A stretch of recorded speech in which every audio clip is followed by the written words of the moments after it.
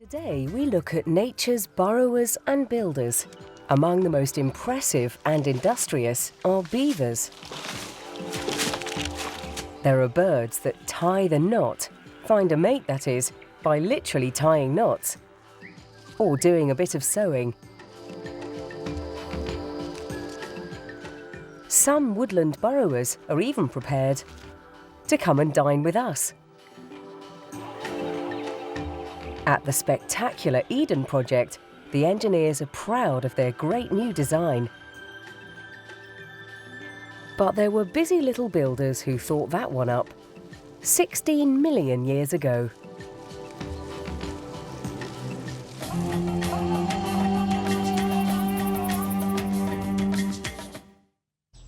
Let's start with the animal that transforms the landscape more than any other, except ourselves.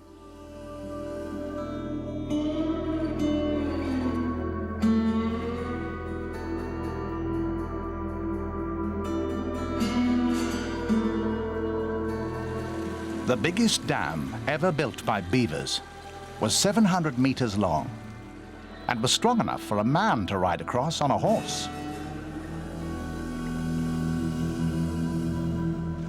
Beavers are skillful engineers, world-class lumberjacks, and Olympic-class swimmers. They're probably best known for their amazing building feats, constructing canals, comfortable lodges to live in, and damming entire rivers.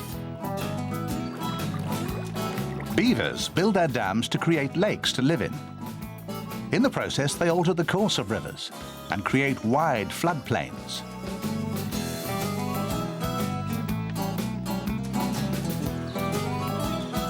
Using their huge front teeth, which regrow as quickly as they're worn down, beavers can gnaw through a tree trunk as thick as your forearm in 5 minutes flat. To construct the dam, untrimmed trees are laid on the riverbed, with the branches digging into the stream bottom. A layer of stones and mud is added. Then more mud and more branches. The Native Americans were so impressed with the beaver's industriousness that their folklore abounds with beaver stories.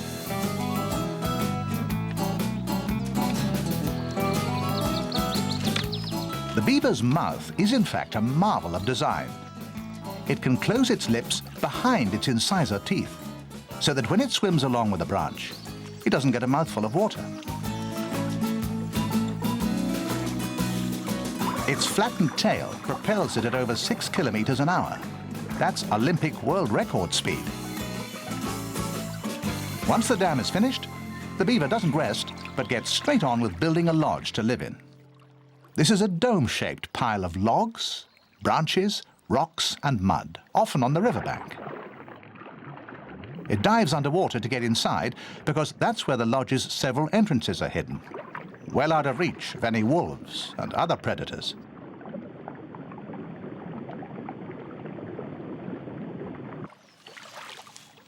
The lodge, a formidable construction, keeps the whole family safe and dry.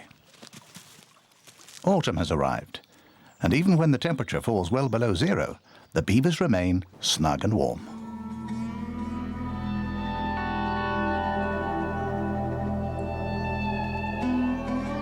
When the river is frozen solid, the lodge's underwater tunnels allow the herbivorous beavers to continue foraging for food.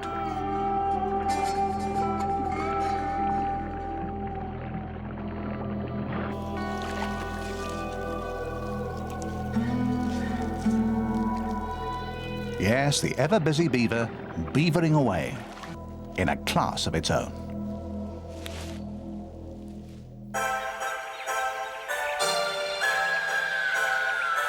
From beavers to weavers.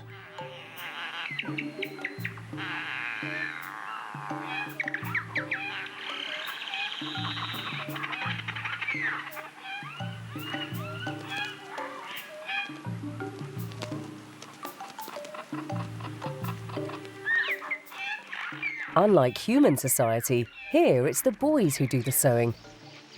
These little guys have to build their nest really neatly, or the fussy females will tear them apart, and they'll have to start all over again. The secret lies in getting a fresh piece of grass or palm leaf. These are strong and flexible and tear easily into long, thin strips. When the weaver has found just the right bit, it carries it to the tip of a branch. And now its amazing artistry begins. The tricky part is making the first loop. It's not easy. You can get all tied up. Many of the knots are familiar to Boy Scouts. The half hitch and the slip knot. Okay so far.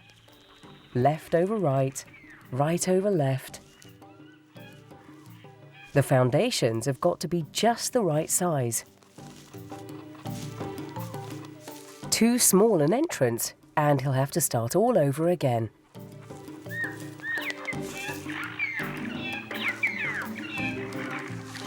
Actually, the birds don't have to think how to construct the nest. Their brains are hardwired to tie knots, though with practice they do get better and better.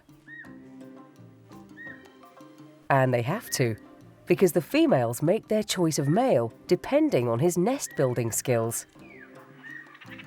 With the nest finished, the males start displaying, "Look what I've made, and it's all for you."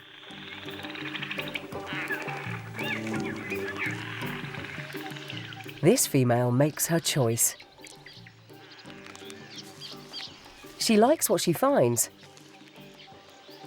and the male on a higher branch is left disappointed.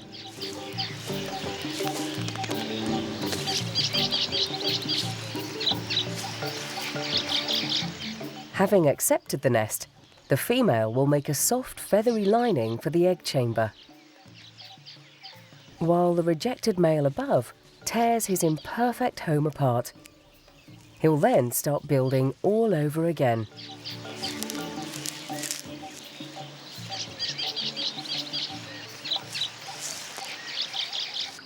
Far away in the jungles of Asia, you might easily spy another amazing animal craftsman. This bird is aptly named the tailor bird.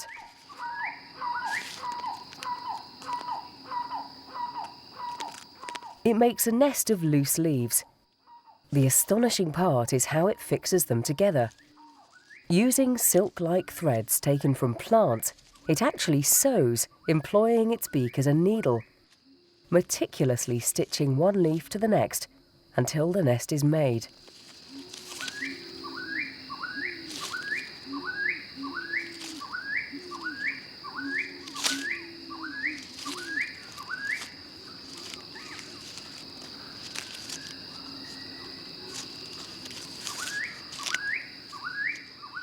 When it comes to building, these weavers and tailors really do have it all sewn up.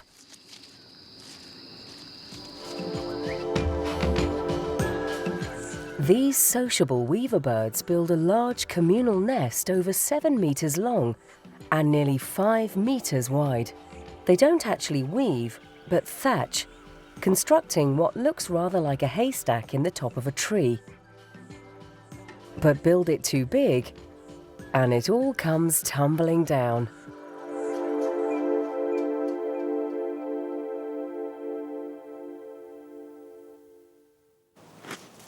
For speedy burrowing and building, brawn can be as useful as brains.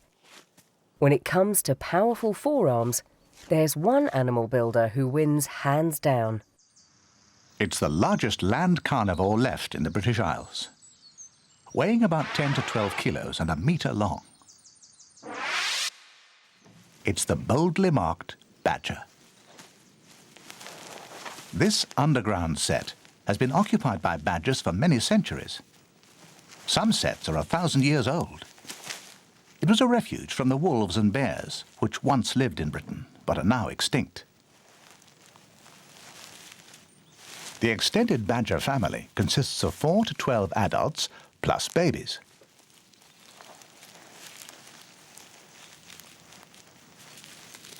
It's snug, safe and quiet, the perfect place for suckling youngsters. and they'll stay here until they're strong enough to venture outside.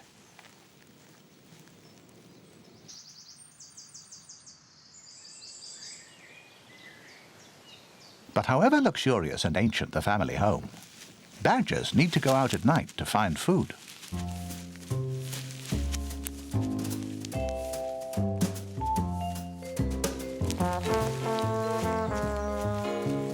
Here, it's not the early bird that catches the worm, but the late-night badger. Earthworms are a badger's favorite food. A single hungry badger can wolf down an incredible 200 worms a night.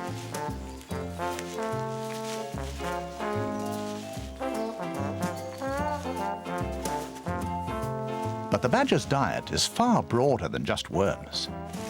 Their finely tuned sense of smell sniffs out all sorts of other dining opportunities.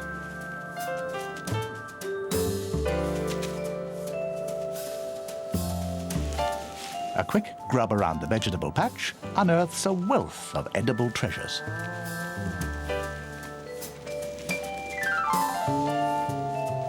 Windfall plums go the same way.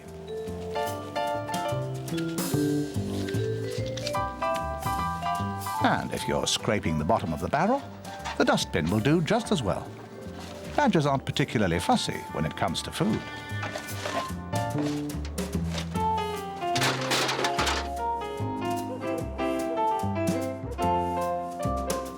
Despite their noisy nighttime foraging and liking for dustbins, people love badgers.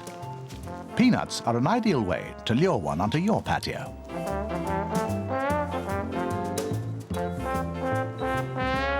Who needs television when these handsome fellows are out and about?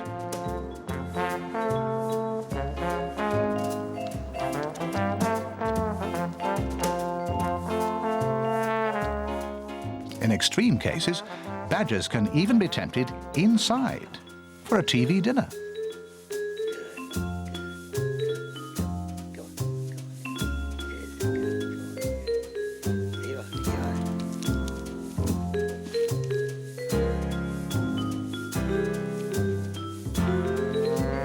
Then, after all those worms, vegetables and peanuts, and the TV set, it's back to their own badger set to sleep it off. The burrow is the badger family's underground castle, a haven to escape into, far away from the hustle and bustle of the world above.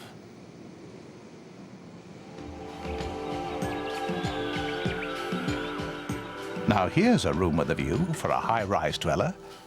But you know who lives in this little nest?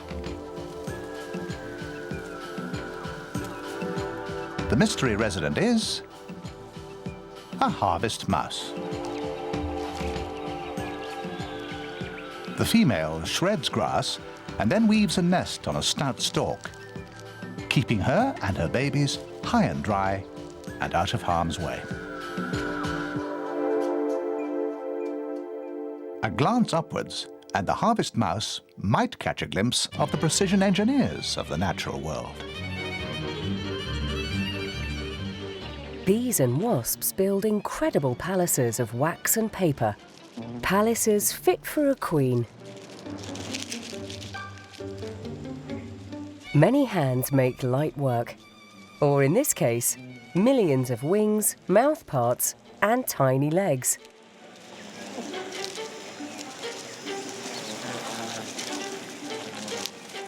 The first social bee's nest appeared 16 million years ago.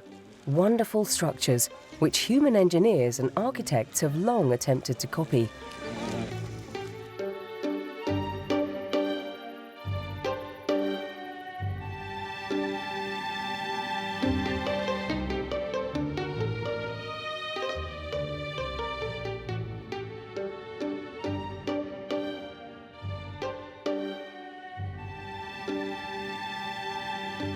Bees create a neat geometric honeycomb. Part of it is used for rearing the young, and part for storing honey and pollen. The strong hexagonal design can be made with minimal building materials and requires only a small amount of energy. Tropical stingless bees mix wax with resin to build a narrow entrance tube to their fortress.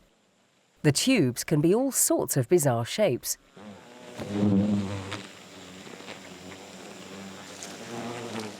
And some are guarded by sentries. The guards inspect the arrivals before they allow them in. Inside, there's a bustling metropolis. Worker bees make struts and platforms to support the brood combs. The egg production line is also in full swing. At the centre of all this activity is the queen. She drops an egg into a cell, and a worker then seals it with wax.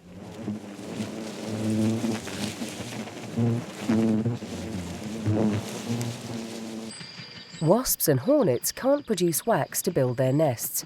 Instead, they collect particles of dry wood and mix it with saliva, producing a pulp which hardens into paper. Some wasp nests can reach several meters across and contain thousands of insects. If there's a nest in the roof of your house, the whole ceiling buzzes day and night. If you want peace and quiet again, you'd better call the wasp control service. Potter wasps use a cheaper building material for their construction projects: mud.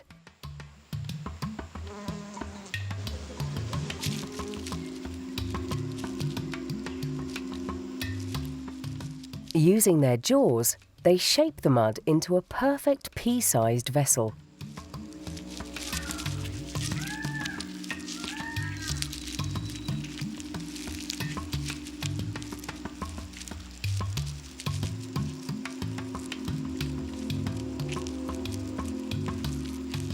An egg is then laid into the pot.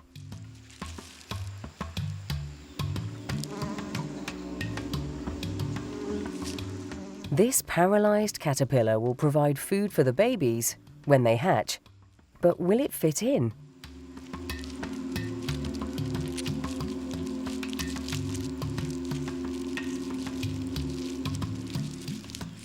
It does. Potted caterpillar for the kids.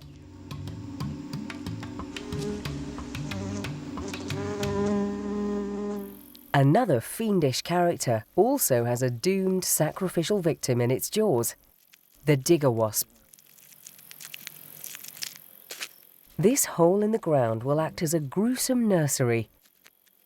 The digger wasp's young will also need something to eat, and that, of course, will be the helpless caterpillars, which will stay fresh underground until they're devoured. Now all it has to do is seal the entrance. And the prisoner's fate is sealed too.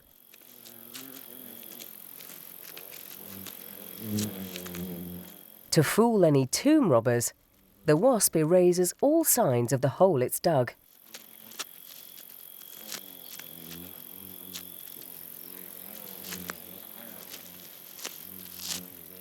It even uses a stone to pack the soil down.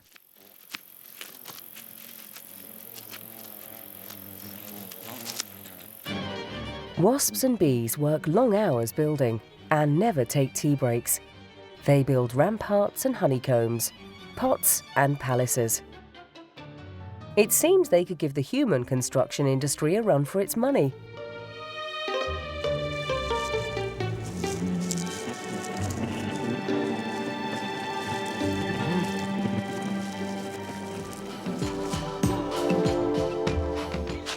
The maleo bird, on the other hand, from the island of Sulawesi, takes it easy. She uses the hot volcanic ash to incubate her egg.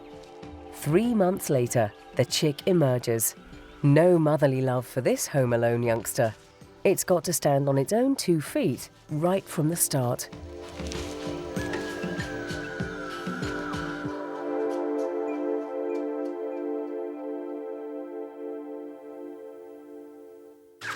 Our final story is a little bit of paradise, a Garden of Eden. But this 21st century paradise was built entirely by humankind. The Eden Project in the west of England. It all began with engineers removing nearly 2 million tons of dirt from a disused Cornish clay pit.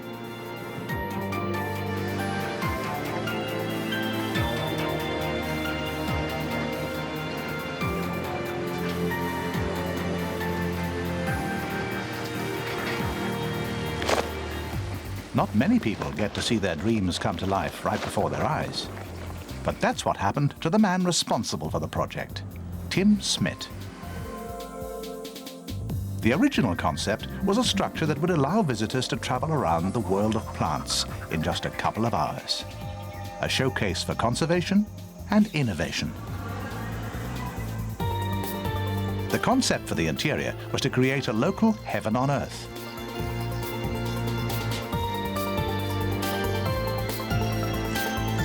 With its space-age look and modern technology, the new Eden is the largest greenhouse on the planet. The hexagonal shapes replicate a bee's honeycomb, a geodesic design that also gives the greatest strength, using the least amount of material.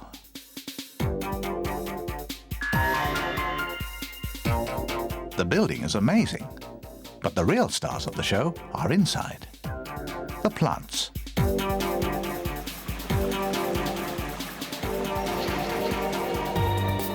Each species was chosen for the story it could tell.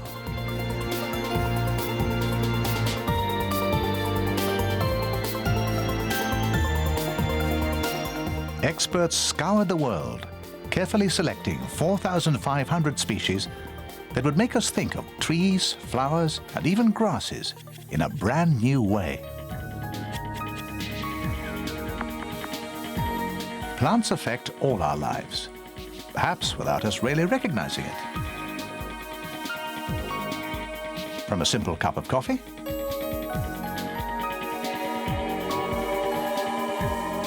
to the paper we use, and for the medicines we take. This Madagascan periwinkle has saved thousands of children with leukemia. But perhaps their most obvious gift to us is food. Rice feeds half the world's population every day.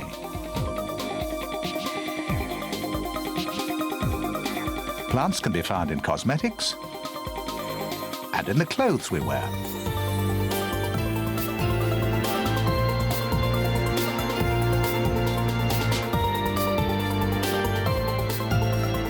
Fossil fuels, which were once plants, release millions of years of stored-up sunshine, giving us the power to explore other worlds.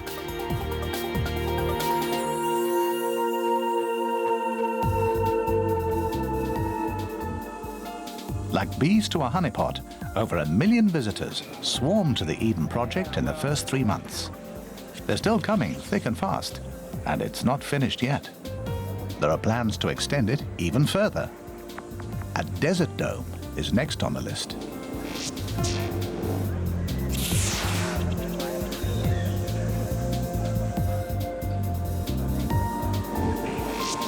As the seasons within the giant domes change, visitors can touch and smell different exotic fruits from all over the world.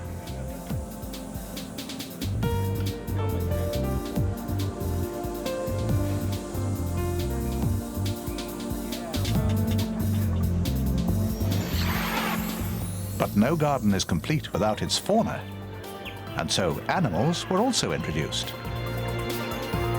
Natural little predators chomp their way through the pests, and so keep the plants in tip-top condition, far away from their natural environments.